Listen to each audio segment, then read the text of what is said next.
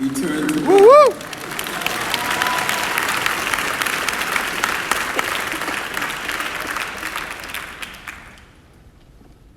I'd like to read a quote from A Return to Love that has meant so much to so many people. Our deepest fear is not that we are inadequate. Our deepest fear is that we are powerful beyond measure. This quote is considered an anthem for a contemporary generation of seekers. She has impacted so many people, not only in the nation, but around the world. And recently she founded the Project Angel Food, the Meal on Wheels program that serves homebound people with AIDS in LA. Give God thanks for that.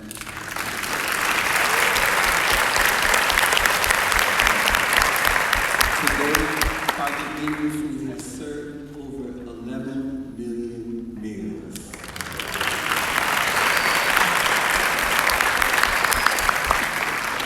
We are blessed to experience this moment of teaching of Marianne Williamson. Please pray for her as she comes to bring us a word.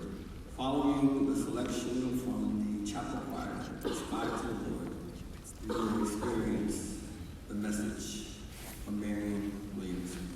Lord,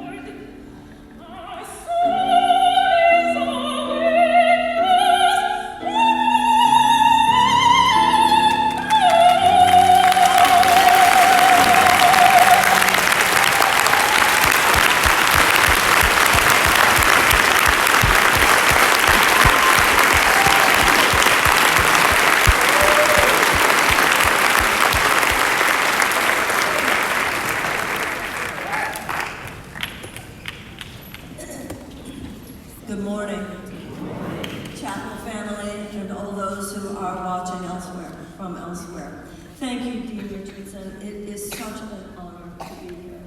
And thank you to all of you, and thank you to the incredible musicians. I know all of you have a wonderful experience, but you have no idea what it's like to be listening to them from behind, sort of coming over your head. Unforgettable musical and spiritual experience. Thank you.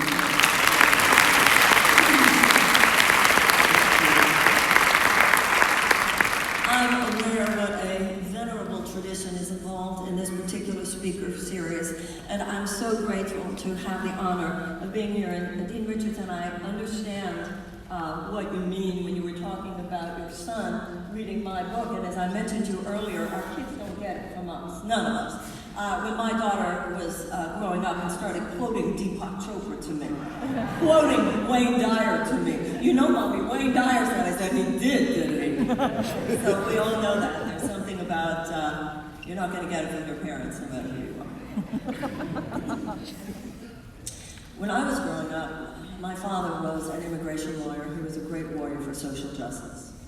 And when I began to speak about spiritual matters, and I was becoming very comfortable on the pulpit. I was becoming very comfortable as someone who was speaking in that sacred space, that sacred Sabbath space of spiritual and religious matters. At one point, my father said to me, "What happened to you? I raised you to fight the system." And I said to my father, "Daddy, I am. Love is the greatest revolutionary force. Love is the greatest revolution." And he understood that.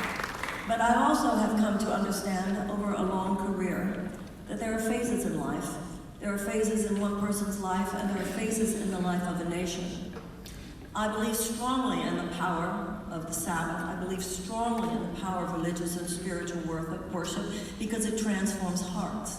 I have felt for a long time the clergy is someone who holds aloft in the consciousness of the people, the conscience of a nation, hovering just above mortal events, close enough to speak about them, but hovering just high enough to be able to give a larger perspective. But then those of us who are on the pulpit also go through the phases of our own lives. And I'm not the first person who has recognized that there are moments when you need to go from the pulpit to the streets. And there are times when you have to go from the streets to the voting booth. And as I have come to understand, there are times you need to go from the voting booth onto the ballot.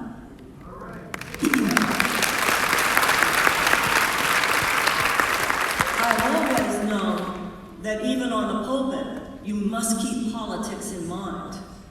As Mahatma Gandhi said, anybody who thinks religion doesn't have anything to do with politics doesn't understand religion. I know not only that on the pulpit you must keep politics in mind, but I also know that in politics you must keep spirit and love and God. Because the two are interlaced intimately. And the reason they are interlaced intimately is because both speak to the purpose of our lives, and that is to the eradication of human suffering. Whether that human suffering is symbolized by the crucifixion of Jesus, whether it is symbolized by the suffering of the Israelites as slaves in Egypt, whether it is symbolized by Buddha speaking of all life as suffering until that suffering is cast out from compassion. You can't skip the crucifixion and go right to the resurrection. You can't skip the slavery and go right to the promised land. You can't skip the suffering and go right to compassion. That's not transcendence, that's denial. And just as it is the purpose of our lives to be conduits of love for that express purpose, to help eradicate the suffering of all sentient beings. So we must remember that our collective behavior is simply the expression of that same impulse within the human heart. And that's all that politics is. Politics is simply our collective behavior. Politics comes from the root politeia, it means of the people. So if as individuals we ask ourselves, what does it mean to be good? If as individuals we ask ourselves, what does it mean to be loving? If as individuals we ask ourselves, am I doing the right thing? Am I being forgiving? Am I being compassionate? Must I give up my judgments here? What is judgment? What is discernment? What is the path before me that love would have me walk? We must ask that question not only as individuals, we must ask it as a nation. We must ask it as a nation. You cannot be great if you're not good. And every citizen of this country is like an immune cell. Every citizen must ask that for our country. And it is to the detriment of our country when people, particularly in the name of spirituality, which could only be the most counterfeit form of spirituality, think that somehow our religious or our spiritual path justifies looking away from human suffering. There is in fact no religious or spiritual tradition that has ever existed that gives any of us a pass. Gives any of us a pass from looking straight in to human suffering and our task to eradicate it in whatever way possible. In the history of the United States, it's important to remember the role that the great religious and spiritual traditions have played in the path of social justice. Abolition didn't arise from people within our government saying, let's eradicate slavery. No, it did not. It arose from the early evangelicals and Quakers. It was the people rising up, people of conscience who rose up. They stepped in, and then the path of the government was to follow. And in the women's suffragette movement, many of the leaders of the women's suffragette movement were Quakers. The whole notion that there is an inner light within every man, woman, and child, which is the great equalizer. You must do more than believe that. You must stand on that mount. You must stand on that rock. If in fact all of us are equal in God's eyes, and if in fact our task on this earth is to make it on earth as it is in heaven, then slavery must not exist. Oppression of women must not exist. White nationalism must not exist. Segregation must not exist. Mass incarceration must not exist. Racial disparity in criminal sentencing must not exist. 13 million children in the richest country in the world must not exist. 100,000 homeless children must not exist. Economic injustice must not exist. The abdication of all moral leadership in this world on the part of the United States must not exist. The desecration of the earth must not exist. All undemocratic forces must not exist. And it is the task of those of heart. It is the task of those of conscience. It is the task of the religious and the spiritual seeker to stand up at times, as the abolitionists did, as the women's suffragettes did, and as the civil rights workers did, not following but leading and making clear that shall be no more.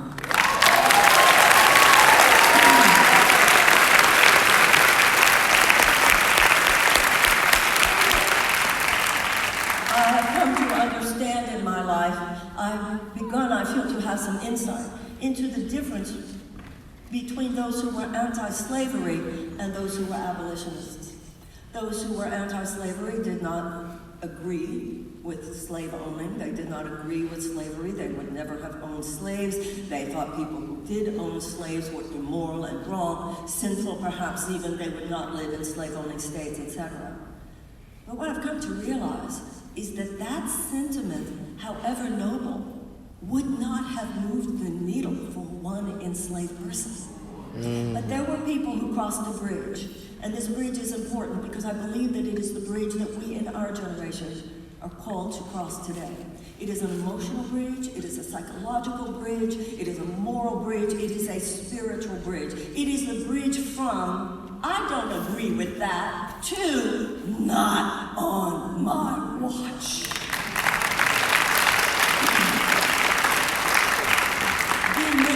Spoke to us in prayer earlier, and he put in God's hands the pain and the unnecessary suffering. And that is what I think as Americans is so heartbreaking, is how much a huge sea of suffering in this country is unnecessary suffering. Dean Richardson had us all in prayer place this in the hands of God. And he said in his prayer, God, we're not telling you how to fix it. What we also need to remember is God does tell us how to fix it. The issue is, we don't do that.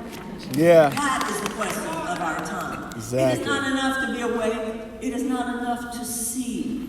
What God is asking us to do is to do something about what we see. That is not always easy. It is not always convenient, but this is the phase. This is the times in which we're living. And what we know is that God will help us to the extent to which we stand willing and able to help each other. That is why the Red Sea parted.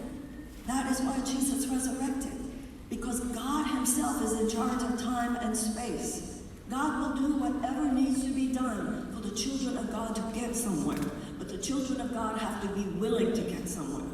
Let's remember that when Moses stood before the Red Sea, he was told to take step after step after step after step after step. He was told to walk all the way to the Red Sea, all the way to the point where it was just beneath his nose. Are you willing to show, are you willing to demonstrate that much faith? And that is what we are called to demonstrate today. It's not enough that we're smart. It's not enough that we're technological. It's not enough that we have wealth. None of that is not enough if we do not have love. And if we do not have love, love itself means nothing if it does not involve justice. Love itself means nothing if it does not involve courage. Love itself does not mean anything unless it involves our willingness to stand for love. And that is what we are called to do today. How can we look at the fact that in the United States of America, in the richest country in the world, there are 13 million hungry children? That almost a third of Americans live with chronic, daily economic anxiety. Millions and millions of Americans who live with that constriction and that stress and that trauma and that anxiety of not knowing what will happen if they get sick. What will happen if one of their children gets sick? How will they ever send their children to college? How will they pay off those college loans in this, the richest country in the world? And we cannot look away. Love does not look away. Elie Wiesel said neutrality never serves the oppressed. It only serves the oppressor. We must remember that there is no such thing as moral neutrality. It is not enough to say, well, I don't agree with that. And it's not enough to say, I did not personally do it. You see, that's the problem of the United States. Our public policy is not, in essence, immoral. It is amoral. And that which is amoral will always lead to immoral consequences. In life, to come to the great reality, we must take a side. Because that which does not serve love serves pathology. That which does not serve service, that which does not serve an enlightened world, ultimately serves a darkened world. The problem with an amoral economic system like trickle-down economics is not that there are a bunch of people sitting in a room thinking, how can I hurt a child? It's not like there are a bunch of people sitting in a room thinking, how can I hurt indigenous peoples? There are not some people in the room sitting there thinking, how can we hurt the earth? That's not the problem. The problem is that they feel justified in not thinking about those things at all. Yep. And moral neutrality only serves the darkness. It never serves the light. And so an economic theory becomes economic tyranny when it corrupts our government to the point where our government does more to advocate for short-term profits for the purveyors of that economic theory and their corporate interests than it does to serve the people of the United States, our children, the people of the world, and the planet on which we stand. To say that this has nothing to do with religion reminds me of that line from Gandhi, that if you don't think religion has anything to do with politics, you don't understand religion. Religion is not that which calls us to conveniently shut up at such moments. Religion is what calls us to open our hearts, to stand naked before God, and to say, use me. Use my hands, use my feet, use my tongue. Let me go where you would have me go. Let me do what you would have me do. Let me say what you would have me say, and tell me who you would have me say it to. When I think of some of the worst, most oppressive aspects occurring in our society today, on the march, on the move, they are opportunistic infections. They couldn't have happened had there not been a weakened societal immune system. And that weakened societal immune system means that each and every one of us, the citizens of the United States, have too often forgotten we are the immune cells. You see, the body can take a lot of injury, the body can take a lot of assault, as long as we have a healthy immune system. And the psyche can take a lot of assault, a lot of heartbreak, a lot of injury, as long as the psyche has a healthy immune system. And democracy can take quite a bit of assault and quite a bit of injury, and we know about assault to the pillars of democracy because we are being assaulted now. However, the only thing you and I have to worry about is if our immune system is weakened. And we have given over our immune system function to a political elite, which is itself a handmaiden of those assaulted forces. Ladies and gentlemen, when the abolitionists woke up, they didn't say, oh, the government will handle it. They knew it was time for the people to step in. And the women suffragettes, when they woke up, they rose up. They didn't wait for the government to handle it. The government didn't say, oh, let's end slavery. The government didn't say, oh, give women the right to vote. They knew the people had to rise up and the people had to step in. And same with the civil rights movement. The U.S. government didn't say, oh, let's make segregation end. That's not what happened. With Dr. King, a Baptist preacher, and the Southern Christian Leadership Conference, the people rose up and the people stepped in, just as generations before us have done. Just as people of conscience before us have done. Just as citizens of conscience and love and fervor and spiritual conviction have done before. It is time for us to do. It is time, once again, in the United States, for the people to wake up, for the people to rise up, and for the people to step in.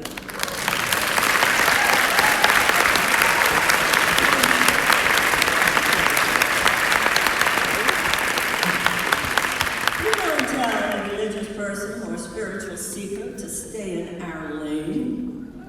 The entire universe is God's lane. Spiritual seeking is not just some other category. God is not just a category. It's not like here are my relationships and here's my work and here's my money and here's my health and over here is my spiritual life. God is not relegated to a category. And God's purposes on this earth are not relegated to a category. If love means anything, it applies to everything. And so, as Dr. King said, we must have a coalition, he said, of conscience. And so must we. The power of learning about history, the power of learning about it is not just so that you don't repeat its mistakes, but also that you do repeat its successes. America has some terrible problems, and we've had some terrible problems in our past. But we must identify with the problem solvers. We are the heirs of the women's suffragettes, and we are the heirs of the abolitionists, and we are the heirs of the civil rights workers. You know, I'm old enough, as many of us are. I remember the day that Martin Luther King died. I was young. I was 16 years old, but that's old enough to know what's going on. I remember my father's reaction. I remember that day. And many of us are old enough to know that with every year that passes, usually when someone has died, it gets better every year. Every year is better, you become more at peace with what occurred. But I've noticed in my lifetime that when it comes to Bobby Kennedy and Martin Luther King, every year it's just gotten worse. Every year it's just gotten worse because everything we feared would happen when those men were assassinated, in fact, has happened. We have realized that those who made sure that they were removed from this planet, they were strategizing. They knew what they were doing. But something has happened for me over the last 2 or 3 years. I've realized that at this point, even if Martin Luther King lived, and even if Bobby Kennedy had lived, they would be old men now. It would be our time. It would be time for us to say, just as we have had to say to their spirits, we'll try to take it from here. We'll try to pick it up, because as we know, men can kill the body, but God keeps alive the spirit. A bullet cannot kill the spirit. A bullet cannot kill an idea. But even if Bobby Kennedy had lived, and even if Martin Luther King had lived, it would be time for us to say, you did so much. You rest now. We will take it from here. Woo! I see it for our generation. Rehearsal is over. The era of data collection is over. Even on the topic of reparations, really, no, we don't need to gather more evidence. We don't need to study. The late John Ford was first introduced by John Conyers. Yes, it was time for study. This is not a time for study. You have a commission, you have a study, that's a euphemism for we'll talk about it and put it on a shelf.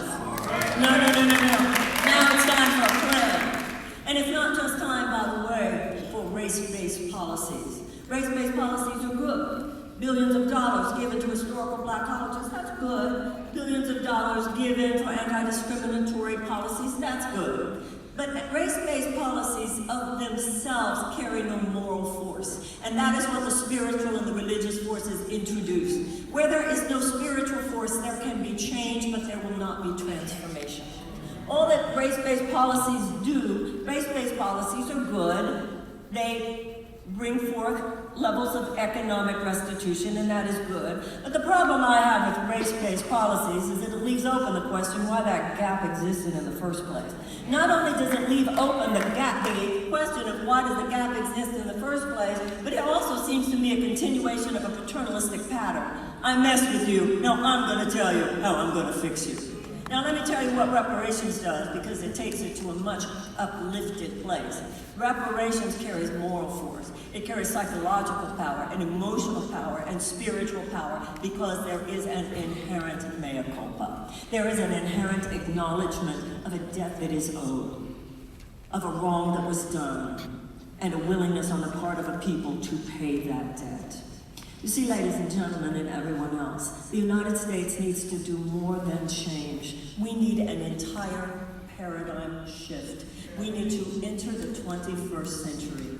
The 20th century was mechanistic, and particularly for those of you who are young, there is no reason for someone whose majority of your life would be spent in the 21st century, some of you not even born in the 21st century, there is no reason for you to be burdened by the bad economic ideas of the 20th century. Let's remember, slavery was about money. Let's remember how much oppression is about money. And when you have an economic system that is divorced from any sense of ethical and moral consideration, that feels justified in looking away from suffering children, from hungry people, from impoverished people, from oppressed people, that is not an economic system that is worthy of who we are. It is not an economic system that is worthy of the people of this country. It is not an economic system that is worthy of the people of this world. And so in today's world, just as was true with the abolitionists, and just as it was true of the women's suffragettes, and just as it was true during the era of civil rights, it is time for the people of the United States to rise up and to not be so foolish and to not be so absurdly naive as to expect the political system that has perpetrated this nonsense to repair itself. Ladies and gentlemen, the status quo does not repair itself. The status quo perpetuates itself. And the status quo and the political system and the political elite has convinced too many people that they will take care of it. Oh, they've taken care of it. They have brought us to this point. It is time for us to do what generations before us have done, and to own the power that religious and spiritual fervor gives you. And that is the power of a no and the power of a yes. No more moral relativism. No. What religious and spiritual seeking and power gives you is the realization that some things simply must not be allowed to be. We cannot expect God. You can't say, dear God, where did all these hungry children come from? It's God saying to us, why are you letting so many children go hungry? It is God saying to us, why are you letting children, 12,000 children on this planet starve, when you are the richest nation in the world and you could lead the charge in the eradication of global poverty? The issue is, no, God, how could it be that elementary school children in the United States, millions of American children go to school every day asking the teacher if maybe the teacher has some food for them? How is it, God, that millions of American children go to school in classrooms where they don't even have the adequate school supplies with which to teach a child to read? And if a child cannot learn to read by the age of 8, the chances of high school graduation is drastically decreased. The chances of incarceration are drastically increased. Millions of American children who psychologists tell us experience a level of PTSD that is no less severe than the PTSD of a returning veteran from Afghanistan or Iraq. 40% of the girls in the public school system in Chicago are deemed to have PTSD. This is a huge humanitarian emergency. This is a huge swath of unnecessary human suffering. How dare us say, oh God, how can that happen? God is saying to us, how can that happen? How can that happen? No, this will not happen on our watch. But something else that spirituality and religion gives you is not just the power of no, not just the power of conviction, it's the power of yes. Because we see those things which are as yet unseen. We know that love might not exist in the world yet, but it exists in the mind of God. How do we know? Because it is love, and love is the mind of God. The abolitionists couldn't even see an America in which there was no slavery, but they knew it existed, and they knew that they were here to help God, to be conduits, to be channels by which it would become on earth as it is in heaven. The women suffragettes couldn't see a world in which women had the right to vote, but they knew it existed beyond this veil of illusion, of mortal illusion, and they were signed up to be used by God in bringing forth, imparting that veil. And the civil rights workers could not see an America in which segregation did not exist, but they knew it existed as possibility, because where there is love, there is always infinite possibility. And they gave their hands, and they gave their feet, and they gave their tongues, and they gave their brains, and they gave their hearts, and they said, God, use me. And as they were so convicted, so it came to pass. Conviction is a force multiplier. And there are a lot more lovers than there are haters in this country. There are a lot more lovers than there are haters in this world. But man, today, the haters are more convicted than the lovers. No, we must not allow that to stand. The racists are very convicted today, and the bigots are very convicted today, and the anti-Semites are very convicted today, and the homophobes are very convicted today, and the Islamophobes are very convicted today, and the xenophobes are very convicted today. And when you have 10 of those who are convicted, that carries more political and social force than 10 of us who are kind of, sort of, sometimes when it's convenient, convicted. Yeah. We must stand up. We must get some correct here. We must get some fierceness here. We must get some spirit. We must not be so polite. You cannot fight a revolution over white wine and drink. It is a non-violent revolution, but it is a revolution. It is a standing forth. It is a refusal to back down. It is to say, this reigned only until I got here, because I'm here now. And we, who are citizens of the United States of America, we must remember, we're not here to say pretty please. We're here to direct the show. We're not here to allow a bunch of corporate aristocrats, some of them are very nice people, to simply drop crumbs from the table and say in the form of job creation. What a paternalistic thing is that? It is here for us to remember that peace and prosperity come from unleashing the spirit of the American people. Unleash the spirit of people. Uncap people's dreams. That's where peace comes from, and that's where prosperity comes from. This is not a moment. No. This is not just a moment to say, dear God, please make these things happen. This is a moment to say, dear God, tell me what part I am to play.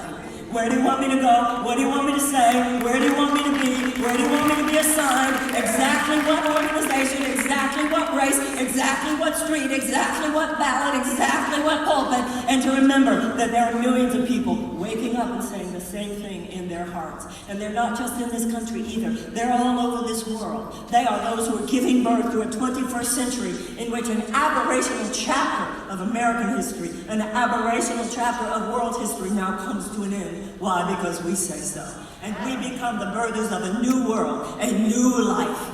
A life that we know is possible. A life that we know is just on the other side of that veil. And we know that if our consciousness is such that we are in full nakedness before God and full availability to be used, then that veil will part and that new world will come to pass.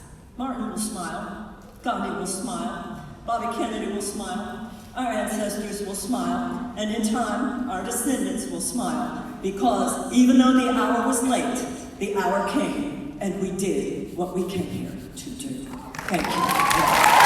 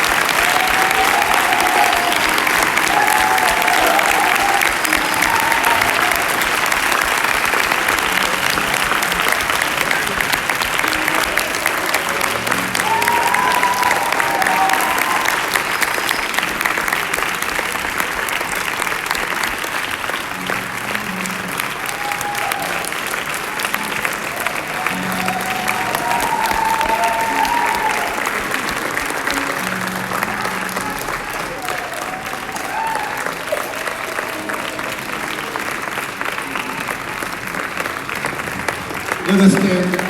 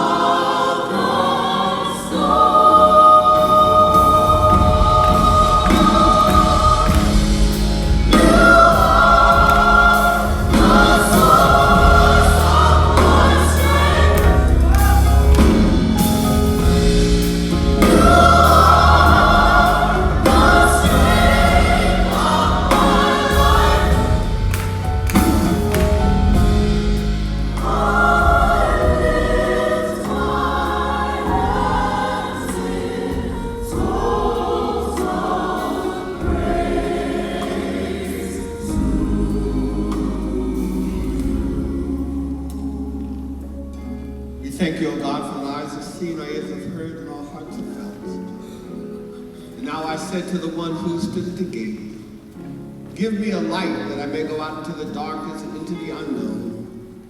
And she replied to me, go out into the darkness, go out into the unknown. But put your hand in the hand of God, and God shall be for you better than light, and much safer than a known way. May the Lord bless you and keep you. May the Lord make his face to shine upon you and give you peace, both now and forevermore. Amen.